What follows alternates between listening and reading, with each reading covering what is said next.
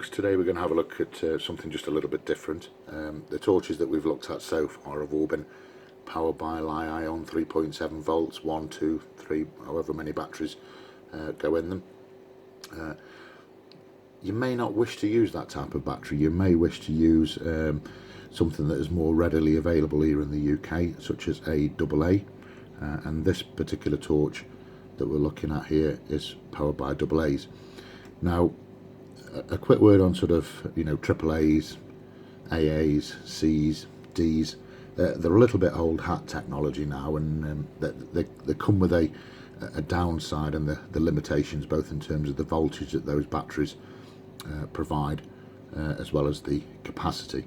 However, there are some decent premium torches out there that will still run off those types of batteries, and given how readily available those types of batteries are in the UK, particularly the AA's, it's perfectly understandable why you may wish to opt for a torch that runs off that particular type of battery. There's not a great deal of choice to go from, I'm afraid, in that respect. I've just got a few on the desk here to have a quick look at. We've got this particular night core one here at the back. That runs off 8 AA's. We've got a little one here by Olight running off 2 AA's. But I thought we'd go with something middle of the road. So we're going to have a look at this this Thrunite TN4A. This runs off 4 AA's. And it has like a little cartridge device there where you kind of clip in your 4 batteries and pop them inside. As with all the Thrunite products, this one is equally as well made as all the rest of them. It's certainly in the premium zone. So let's have a quick look at the specs and see what this particular torch can do. It's obviously fitted with an LED, and as we've mentioned, it runs off 4 AA's. It mentions here the run time, which we'll look at in a second. Now, I'm going to put a little bit at the end of this video concerning what type of AA batteries I would go for, but I'm not going to labour on about it now and put a load of boring stuff right at the beginning of the video. I'll put that right at the very end.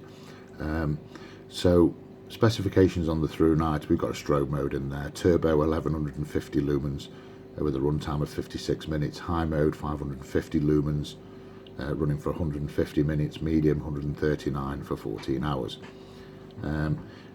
We've got a peak max beam distance of 326 meters, impact resistant to 2 meters, IPX8 standard, all the kind of standard stuff really, to be honest, from the premium brands.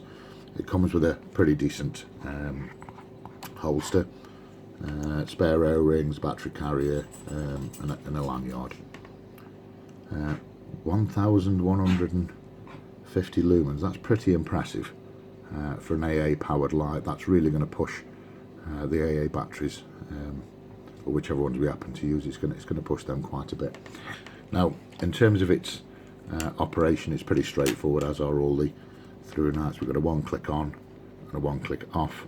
It will remember the previous mode other than turbo, and once we're on, we can hold the button and cycle through the modes: low, medium and high.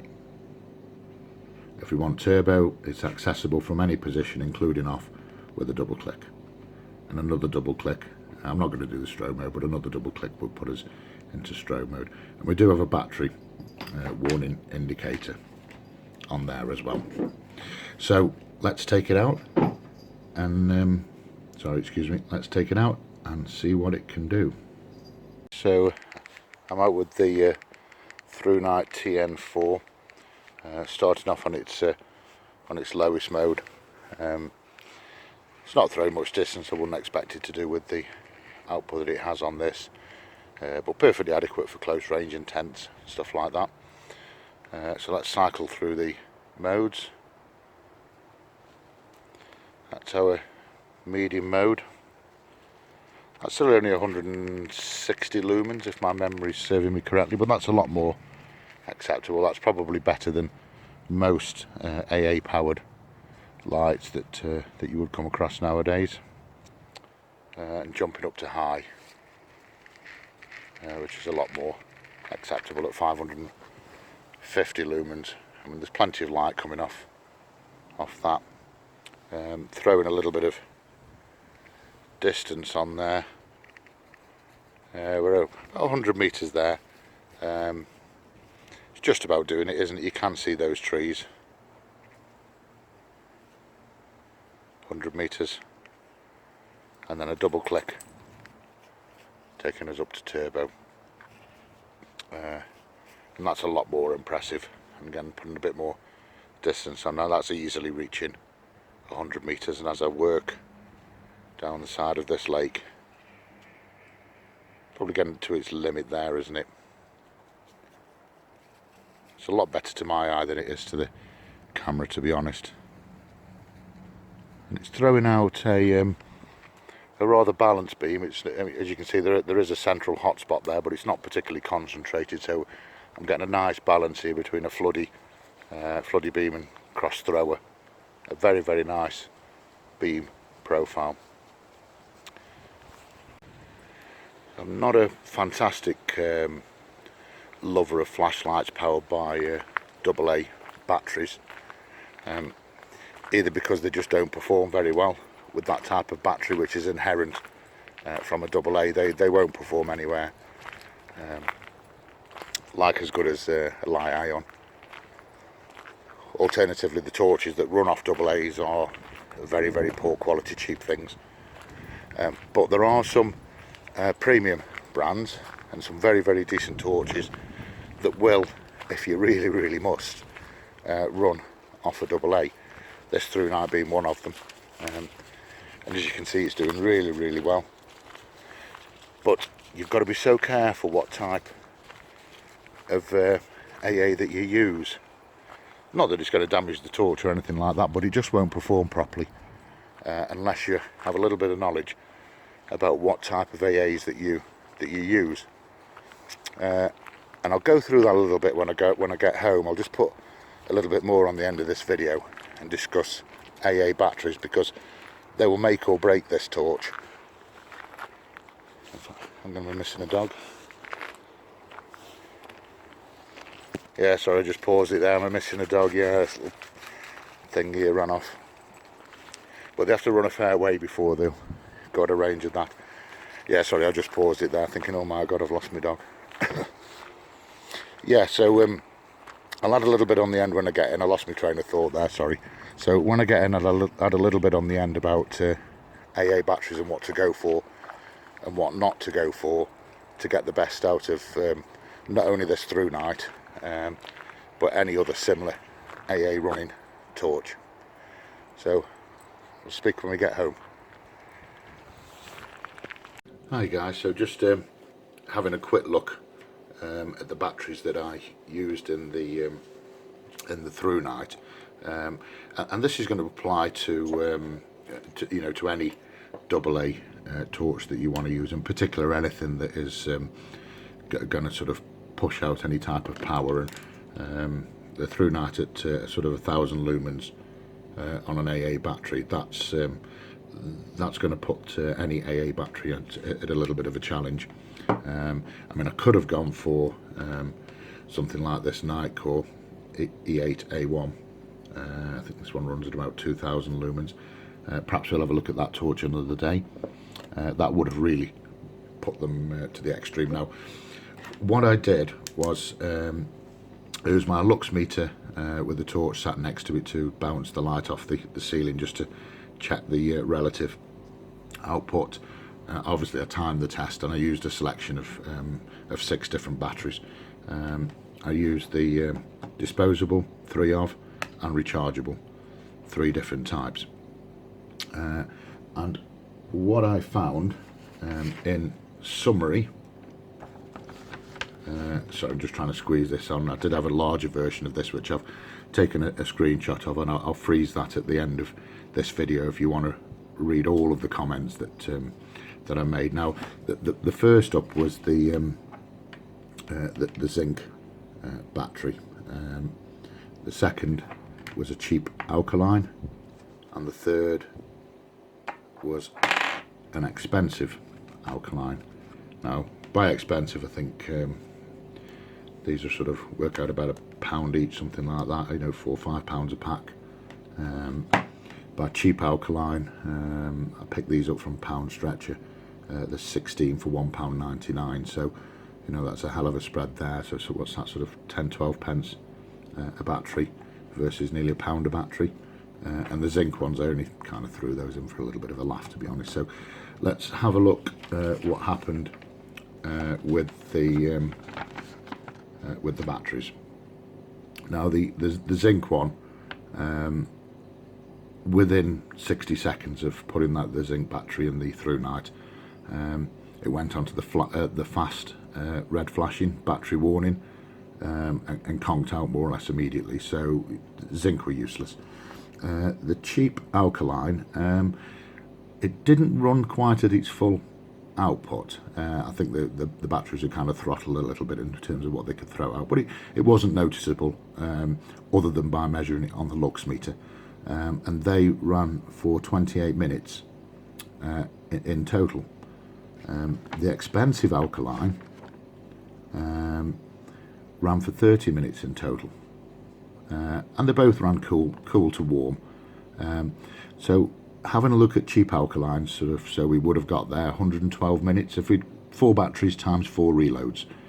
So if we bought up a pack of 16 batteries, we'd have got 112 minutes of runtime for £2 on using cheap alkalines. And that's why I've highlighted this a little bit in green here, just to say that, or to indicate that value for money wise, that those were absolutely fantastic.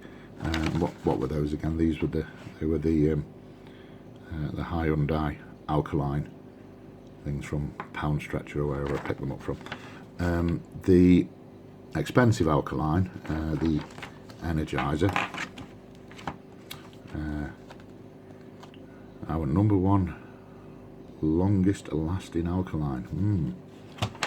Okay, how did those fare? I got an extra 2 minutes on the runtime, and the performance was, apart from that 2 minutes, was no difference at all between them. And just to compare to the cheaper alkalines, to get using 4 sets of batteries, to keep the comparison the same, I would have got 120 minutes, but it would have cost me £16 in batteries, and that's why I've highlighted that in red. It's just not worth it.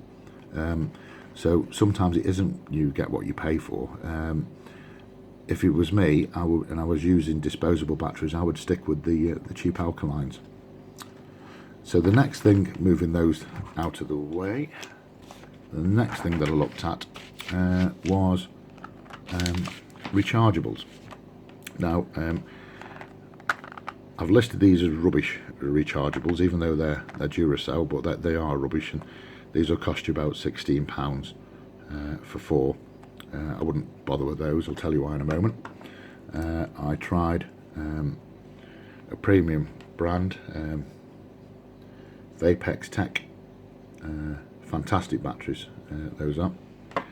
And I tried a Panasonic Eneloop Pro. So I've got a nice little spread on the batteries. Incidentally, the Eneloop Pro, those are about £16 for 4 as well, so they're not cheap, but they way outperform the Duracell. So let's have a look what we got with our rechargeable batteries.